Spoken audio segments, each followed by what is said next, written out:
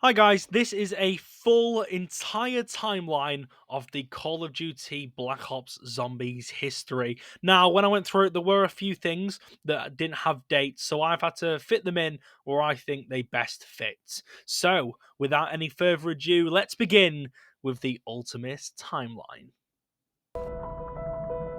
In the beginning, there was only the Ether and the Keepers. Among them were two beings who would later be known by many names. One would be known as Dr. Monty, and the other the Shadow Man. The Summoning Key. The Keepers craft the Summoning Key, a device that allows them to manipulate the Ether. Holding the power of reality itself, they use it to create Agartha. The first transference device. The Keepers master the ability to travel between dimensions. The Dark Ether. Some Keepers begin to experiment with the Dark Ether, which corrupts and corrodes their souls. Among them is the Shadow Man. The Ether Pyramid. The corrupted Keepers create the Ether Pyramid, a device capable of absolute power. A schism forms between them and those Keepers unattainted by the Dark Ether. The War of Agartha begins. War breaks out between the sides of the corrupted and the uncorrupted Keepers. The War of Agartha ends. Facing defeat, the corrupted Keepers hide inside the Ether Pyramid on the moon within one of the newly discovered dimensions. After banishing the corrupted Keeper to the Dark Ethers beneath creation, the remaining Keepers take on the mantle of Guardians. Trapped within the Dark Ether, the corrupted Keepers contort and evolve over eons, ultimately becoming the Apothicons.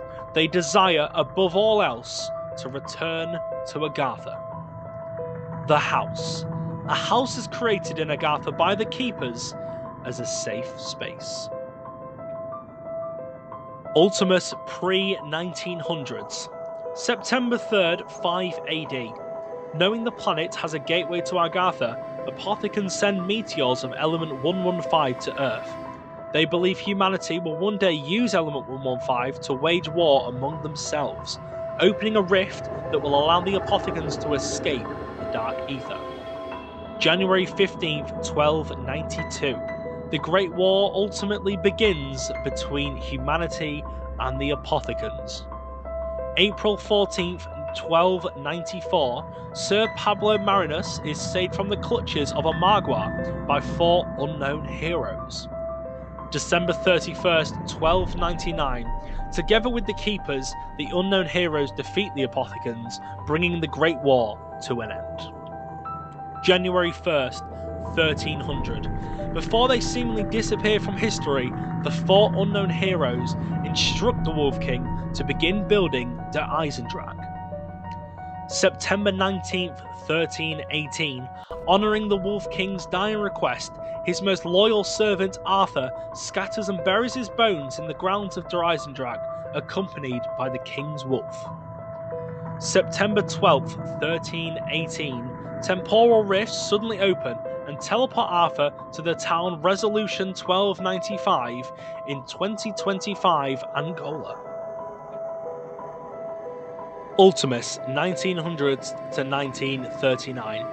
June 30th, 1908, a meteor containing element 115 crashes near the Stony Tunska River. August 30th, 1925, Dr. Edward Richtofen joins the Illuminati. February 4th, 1931, large deposits of element 115 are discovered near Breslau, Germany. Dr. Ludwig Maxis, a German scientist, is sent to investigate. May 10th, 1931, Maxis forms Group 935, an international organisation dedicated to the study of element 115. Maxis tells his scientists they represent the future of technological advancement and will be pioneers of human discovery. The group swears to work in secrecy from their respected governments, as Maxis says we cannot afford to let these powers fall into the wrong hands. November 5th, 1934, Samantha Maxis is born, and her mother sadly dies in childbirth. August 11th, 1936, Maxis invites Richtofen to Group 935. He agrees, secretly acting on behalf of the Illuminati's interests. April 10th, 1937, the Imperial Japanese Army discover element 115 meteor fragments in a swamp within Japanese territory. They build the Rising Sun facility to continue research, and Division 9 is created to oversee its operation. June 14th, 1937, the United States government discovers deposits of element 115 at Groom Lake within Area 51. July 2nd, 1939, Maxis and Richtofen begin teleportation experiments with the matter transferent prototype, also known as the MTP, to mild success. The subjects are teleported, but their chemical composition is altered, leaving them catatonic and forever changed. August 5th, 1939, using element 115, Maxis and Richtofen resurrect one of the teleported corpses for the first time. Initially, it obeys them, but soon becomes rabid and attacks. The test subject is euthanized.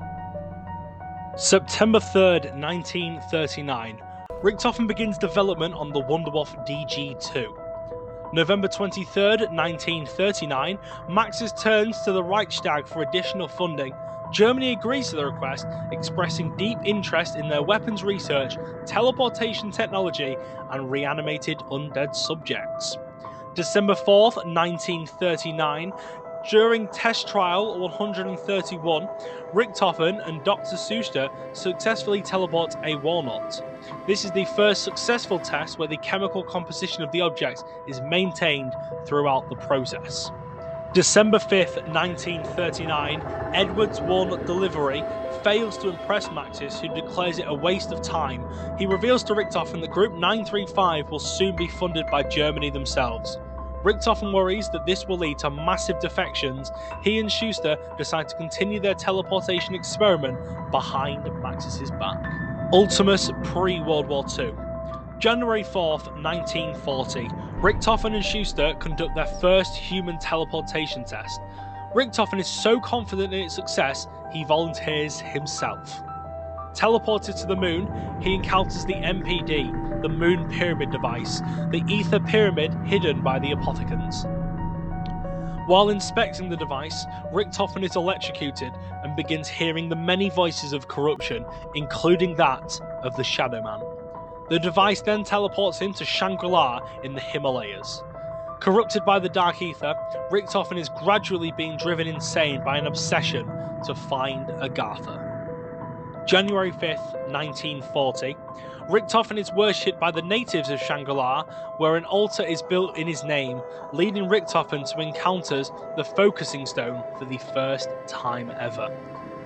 January 23rd, 1940, after the near-month absence, Richtofen returns to Schuster with a plan to build Griffin Station on the moon.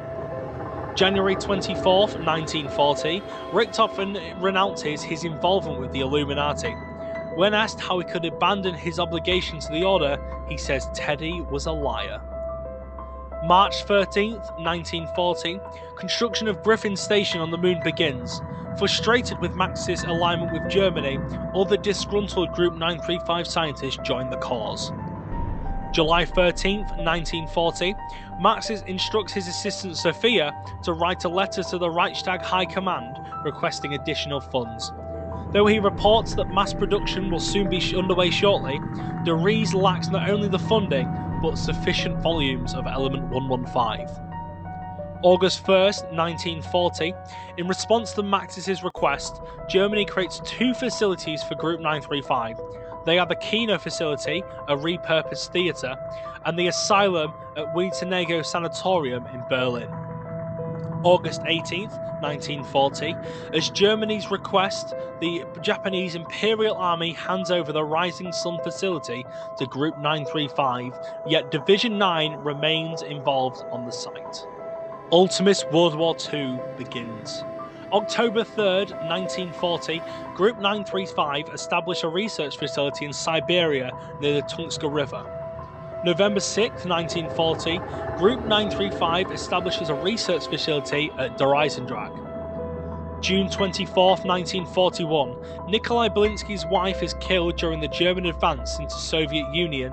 In an effort to numb the pain, Nikolai increasingly turns to vodka.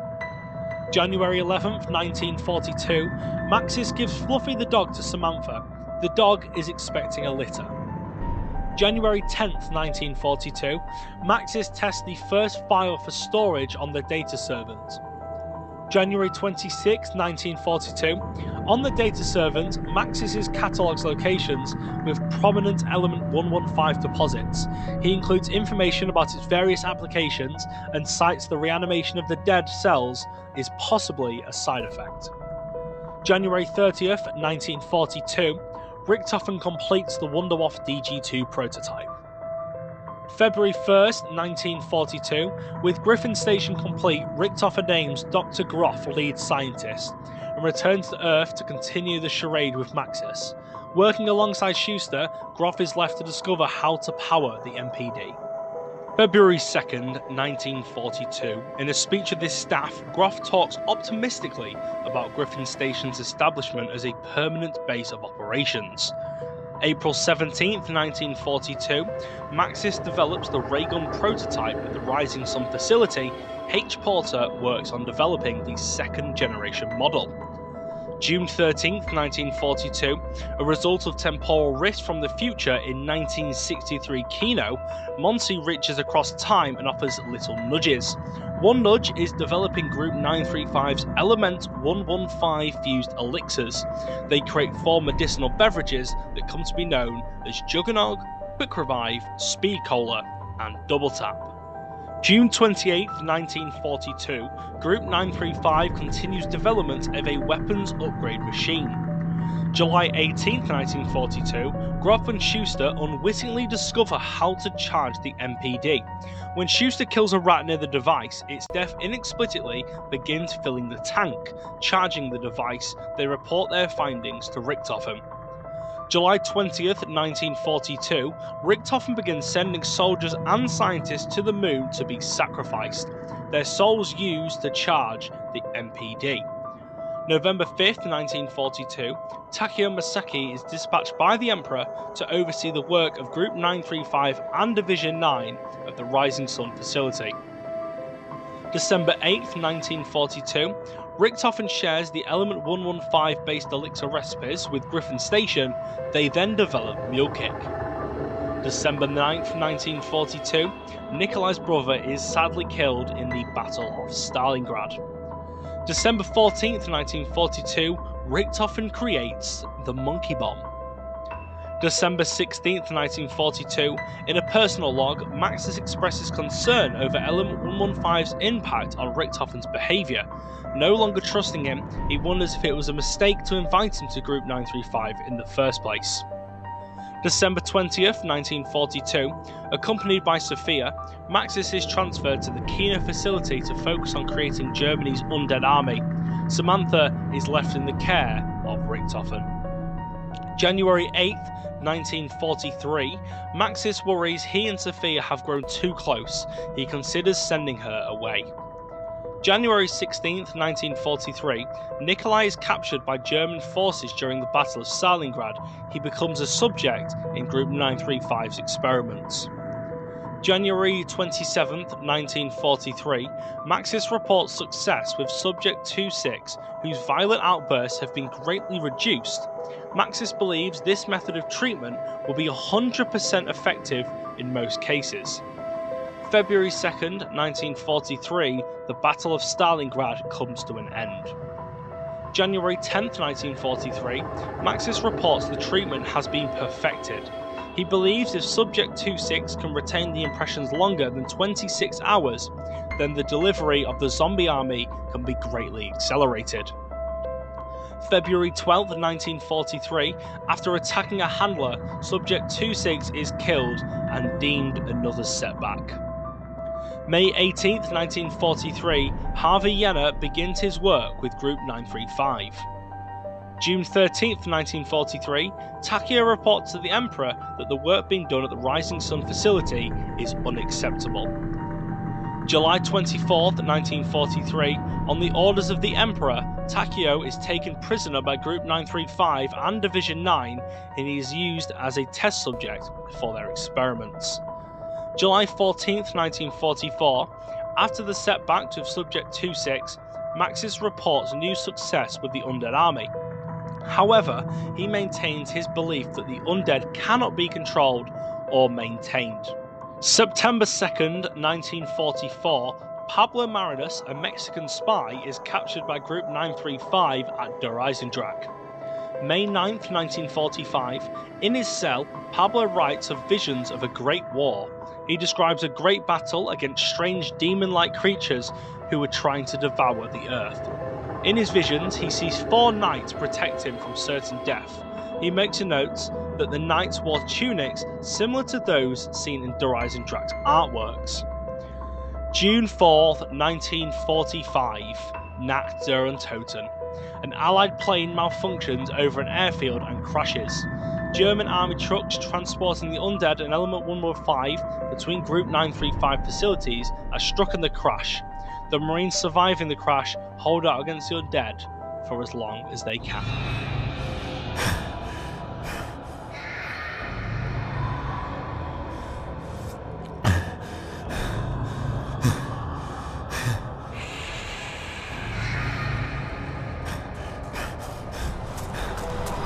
June 17th, 1945, Peter McCain infiltrates Group 935 at the Doris facility.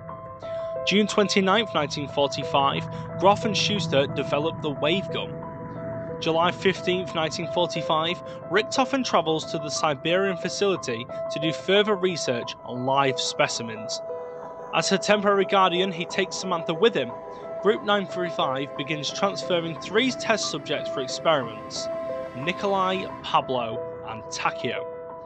July 29th, 1945, whilst Richtofen works at the Siberian facility, Group 935 begins development of Deadshot Daiquiri. August 1st, 1945, the test subjects arrive at the Siberian facility for Richtofen's experiments. August 31st, 1945, CIA handler Cornelius Purnell confirms that Peter McCain has successfully infiltrated Group 935 and has been transferred to the asylum facility. Cornelius suspects Group 935 is losing control of their experiments and has sent the Marine Recon Unit to extract McCain.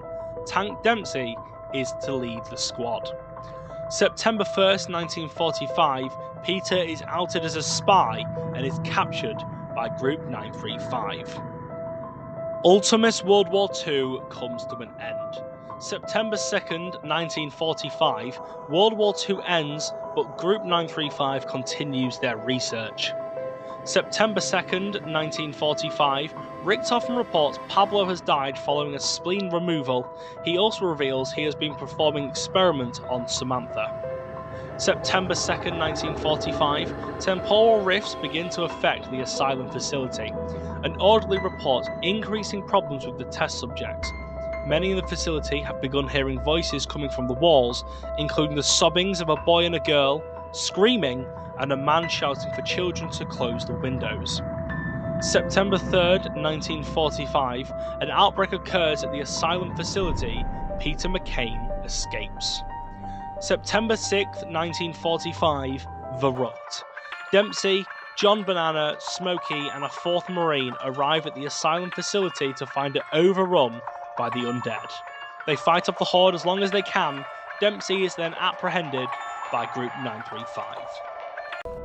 September 6th, 1945, John Banana writes a message and records his last words while being eaten alive by an undead Smokey. September 10th, 1945, Richtofen reports another spy has been captured and will be brought in to replace the Mexican. The subject is Dempsey. September 13th, 1945, Cornelius Purnell attempts to send a transmission to Peter McCain, telling him to rendezvous at the Rising Sun facility.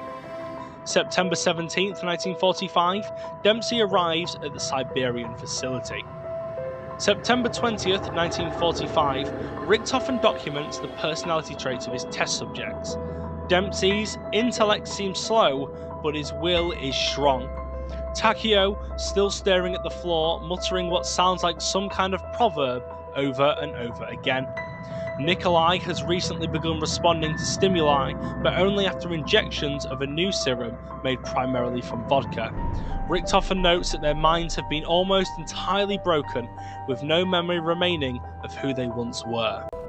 September 24th, 1945, Maxis returns to the Doris facility. He orders Richtofen to do likewise so they may continue their work on the matter transference device. September 27th, 1945, Richtofen returns to Doris with Dempsey, Nikolai, Takeo, and Samantha. October 1st, 1945, Maxis reports on Richtofen's findings with his live test subjects, noting that while their baseline psyche remains intact, all specific memories have been lost. October 1st, 1945, infuriated to learn that Maxis has not been mass-producing the DG2 as he swore he would, Richtofen reveals in his plot to destroy Maxis and Samantha, vowing that he will no longer continue to work on his undead army. October 8th, 1945, Groff reports to Richtofen the MPD is nearly ready. October 12th, 1945, Groff radios Richtofen to inform him that the device has been powered up and is awaiting the conduit. Richtofen says he will proceed with the Operation Shield and dispose of Maxis and Samantha. October 13th, 1945. Though frustrated that the matter transference tests have been largely unsuccessful, Maxis acknowledges that the test subjects' departure from their original point of origin is undeniable. However, Richtofen's suggestion that the subjects have been transported not through space but through time itself causes Maxis to worry if his irrationality may soon provide a liability to our endeavours. The Teleporter Incident. October 13th, 1945, Maxis and Richtofen performed teleportation test trials on test subjects number 3, 4 and 5. All fail, including test 5 where Maxis used Fluffy. Test 6 fails, Fluffy, now changed, is teleported back to the chamber.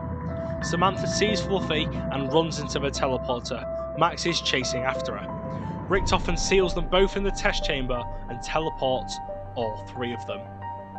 October 13th, 1945, Samantha is teleported to the moon while Groff and Schuster work out the MPD. Running into the MPD, Samantha is drawn inside of it, where she becomes corrupted by the dark ether.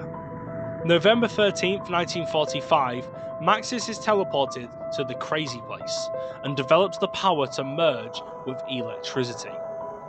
October 13th, 1945, Richtofen returns to the moon, learning Samantha is trapped within the MPD.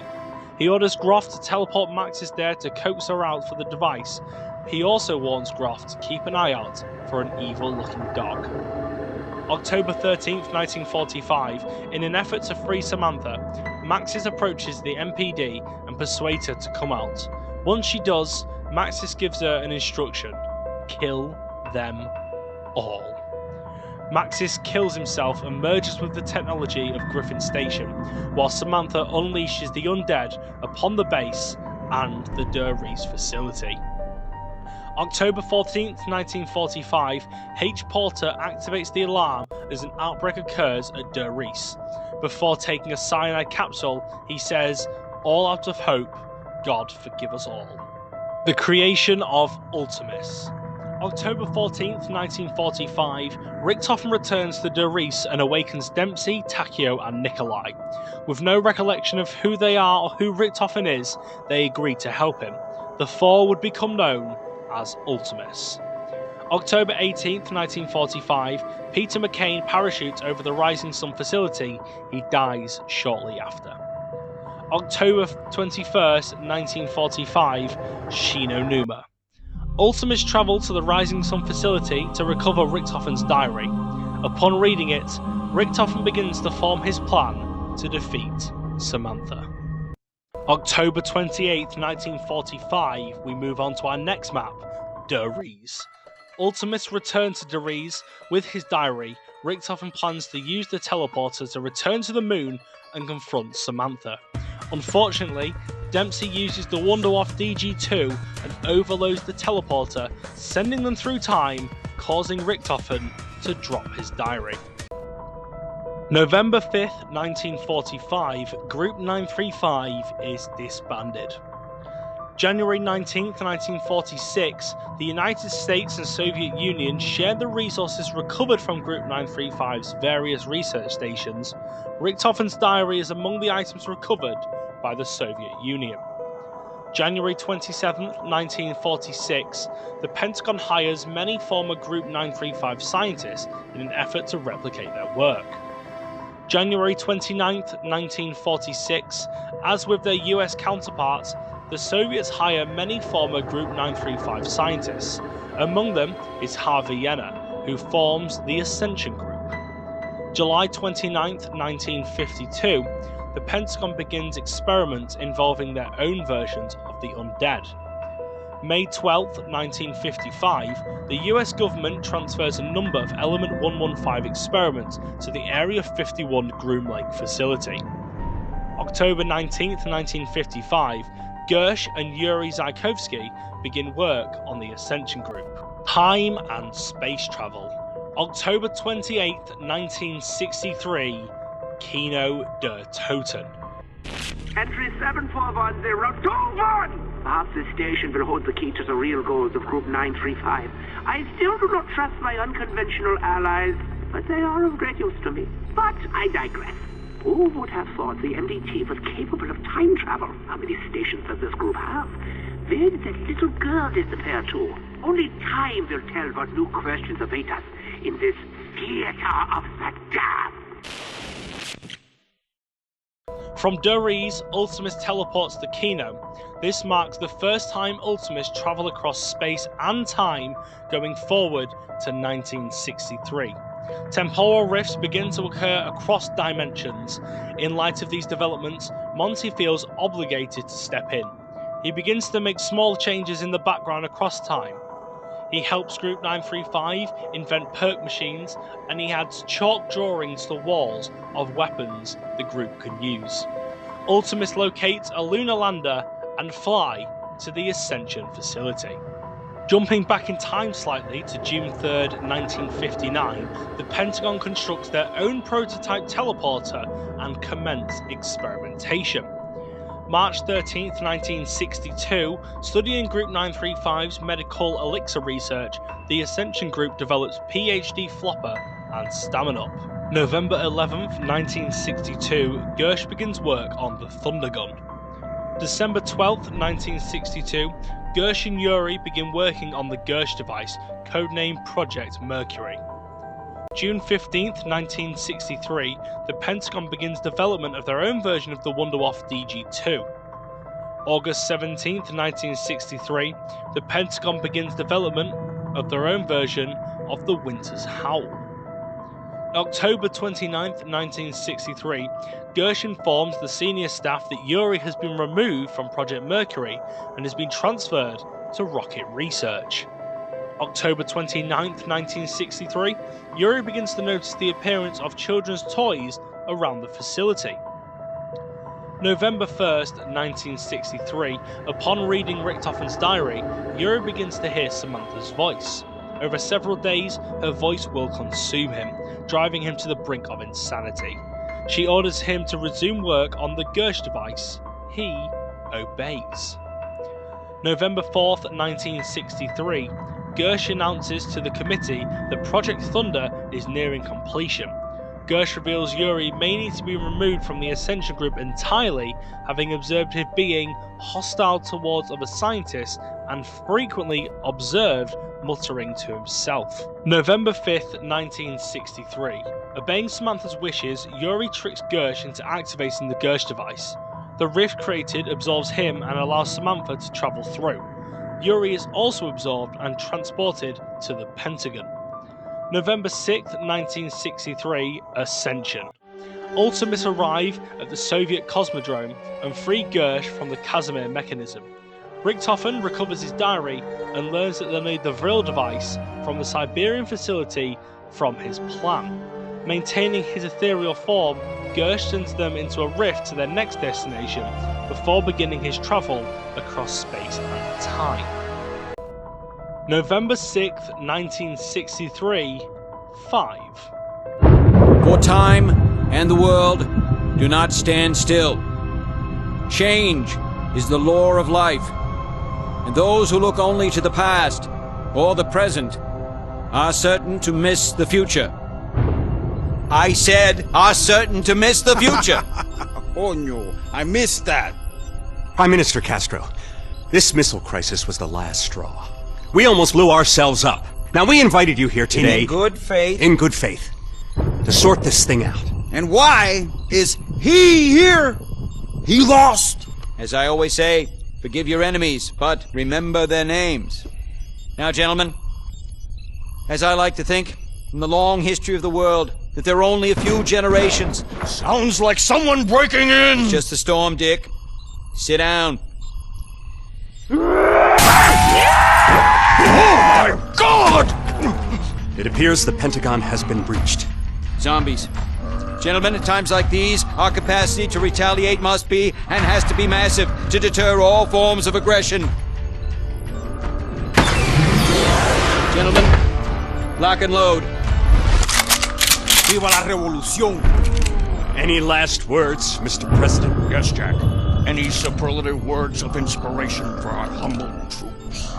Do not pray for easy lives, my friends. Pray to be stronger men. In the Pentagon, John F. Kennedy, Richard Nixon, and Robert McNamara meet with Fidel Castro in the aftermath of the Cuban Missile Crisis. Due to the events at the Cosmodrome in Ascension, a zombie outbreak occurs. Samantha sends Yuri to the Pentagon to thwart their survival. After Gersh is freed and Ultimus depart from the Cosmodrome, the outbreak ends at the Pentagon. All 4 survive. November 19th, 1963, in an effort to avoid another undead outbreak, the US government creates the Broken Arrow program.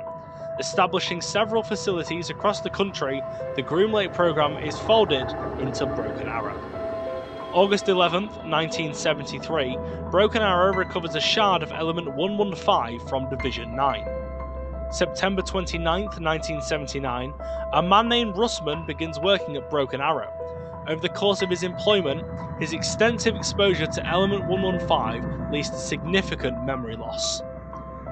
April 20th, 1983. Broken Arrow begins live animal experiments with the shard, creating bios. June 24th, 1986, a containment breach involving the bios occurs at one of the Broken Arrow facilities. Russman is one of the few to escape alive. The facility is shut down and abandoned, its projects are transferred to other locations. March 17th, 2011. Call of the Dead. Well, I've always liked the monster within idea. I like the zombies being us. It's like zombies are the blue-collar monsters.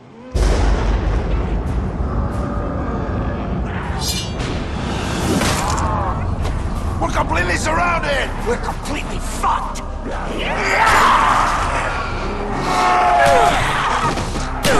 Are you girls kidding me? I've been praying for this shit!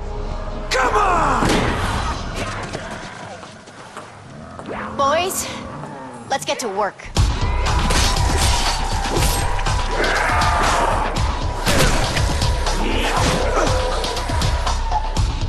For God's sakes, he missed me again! Oh, cut! Are you blind, man? Like this. Ow! Oh! See? Oh! No, Jefe, I do it like this. Daddy! I do it like this.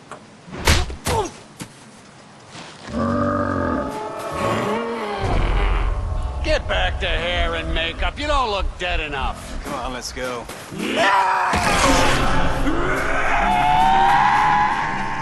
That ain't in the script.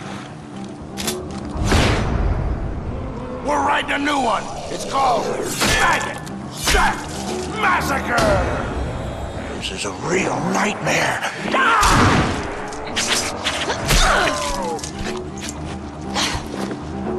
Let's slay some stiffs.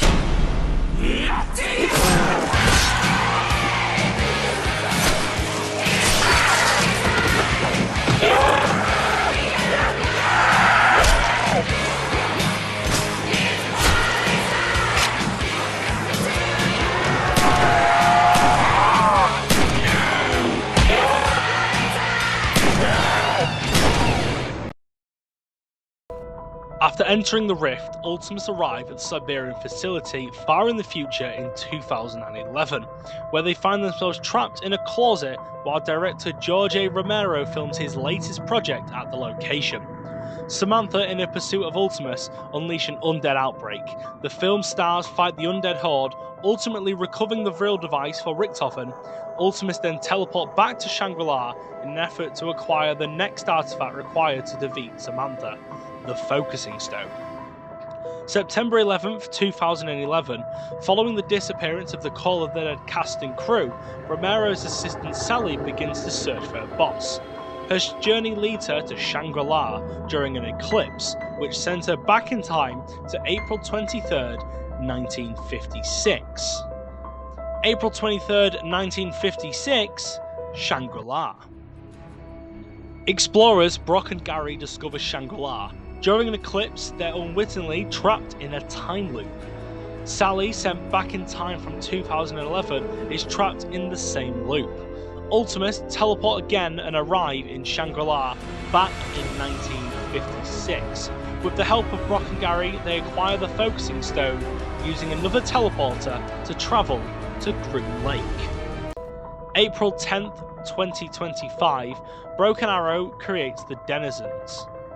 July 8th, 2025, Broken Arrow accidentally creates the Avogadro. September 1st, 2025, in desperate need of more Element 115, Broken Arrow used an excavator drill near the nuclear testing facility known as Nuketown. November 13th, 2025, Moon.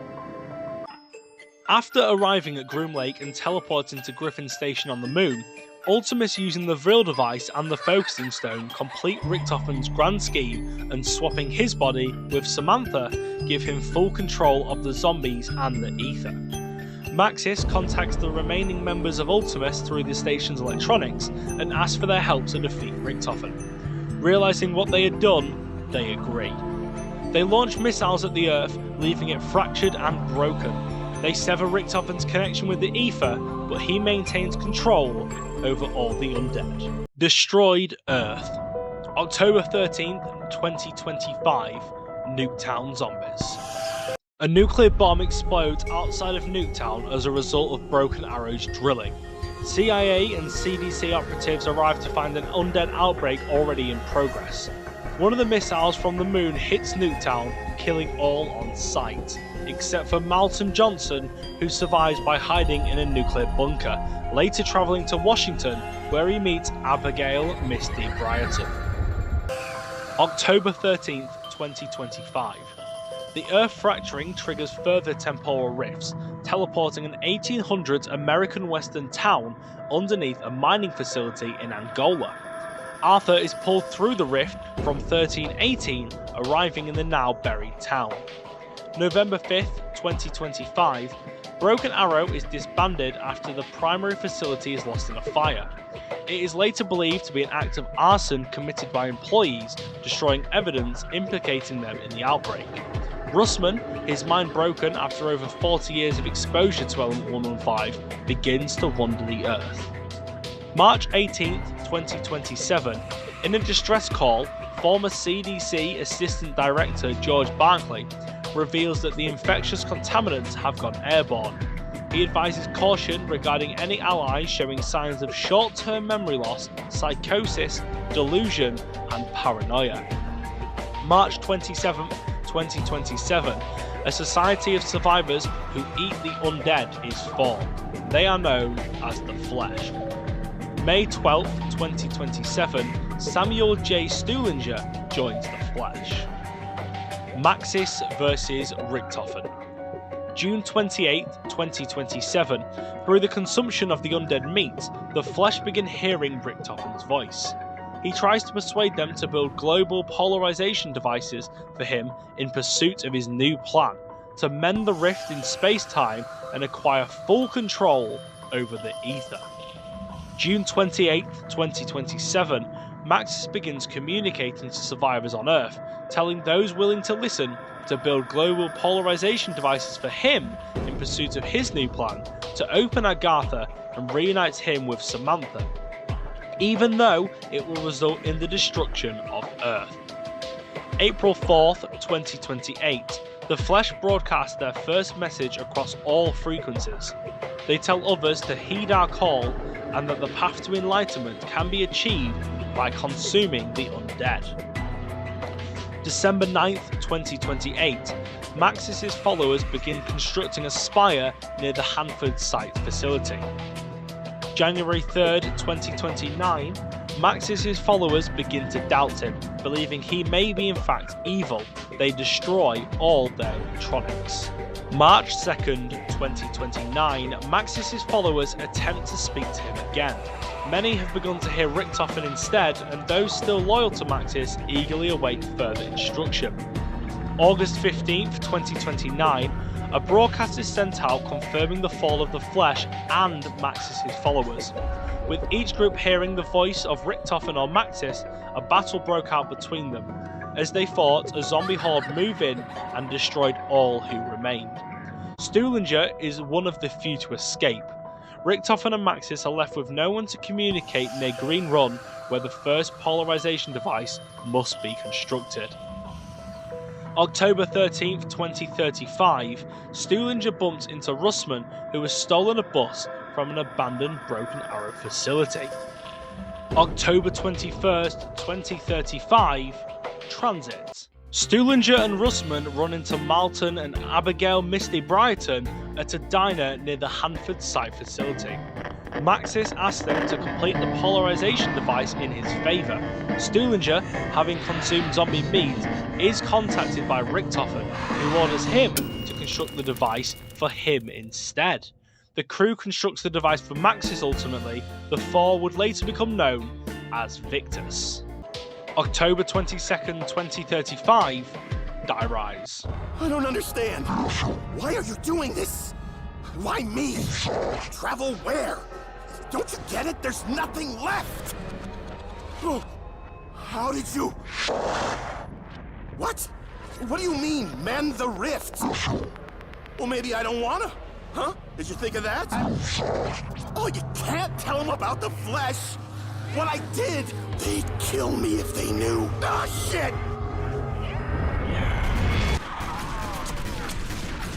If you're gonna talk to your imaginary friends, Stu, you might want to wait till you're in a Z-free zone. Stupinger! Get over here, now! Come on, come on! What do we do now? We arm up, find a good place to defend, kick ass, that's it. I don't understand. What are you talking about, Stuhlinger? Misty made it pretty clear. Accept your fate. Begin anew.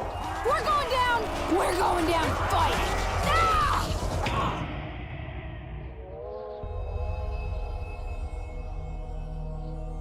Have we been here before?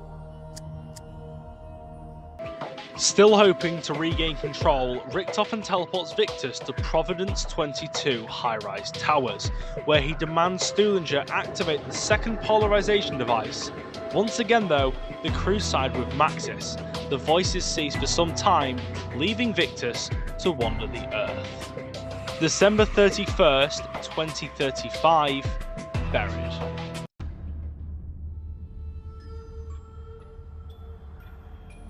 Enough walking for today. We set up camp here. In case you boneheads have forgotten, the world is broken. Very broken. The dead walk the earth, and what remains of civilization is at the mercy of forces we barely understand. What makes you think we're gonna find something different at this new place? I don't know that we will, but at least we'll be sure. Sure of what, exactly? I don't know. His memory's going again. Your name is Russman. Russ Man. That my first or last name? We don't know. You're just Russman. Yeah, anyway, you're a former operative from Broken Arrow. You've been walking the Earth since the, incident. Yeah. I think I remember. The town. That's right. That's where you found us!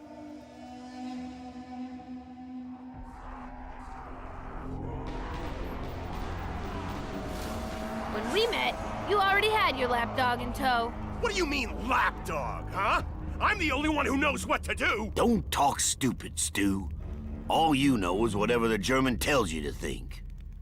I don't think you're in any position to ridicule Mr. Stuhlinger, particularly given your own proclivities. You better watch your mouth before you say something you regret, boy. Enough! We need to remember why we're here. We've all been jumping through hoops for reasons we don't fully understand. Fully understand? All right, for reasons we don't understand at all.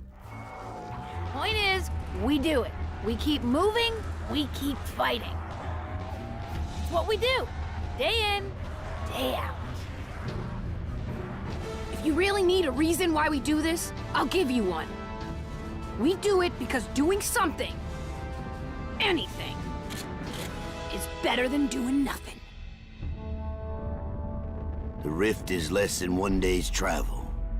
We move at dawn. What if we don't find answers? Then we'll just have to ask more questions. Victors arrive in an old western town now located beneath a mining facility in Angola.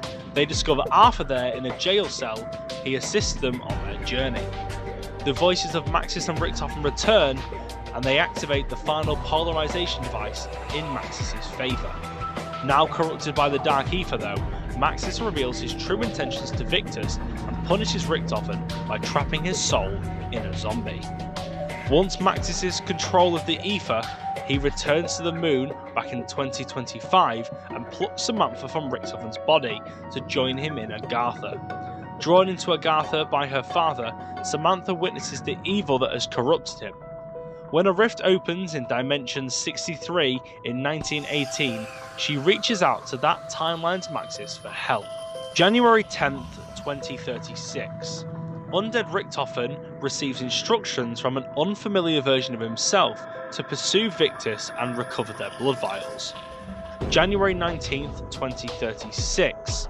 The unfamiliar Richtofen begins to manipulate Stuhlinger, opening a rift for Victus to begin their new journey, pursued by an undead Richtofen and an army of the undead. Victus enter the rift. June 24th, 1996, Victus arrived at the abandoned Broken Arrow facility. Still being pursued by undead Richtofen, they recover the Element 115 shard and depart through another rift. January 19th, 2036, Maxis destroys the Earth and all its surviving inhabitants. And that brings us to the end of the Ultimus timeline and the end of part 1. But make sure you listen to part 2, where we start in Dimension 63 for the Primus timeline.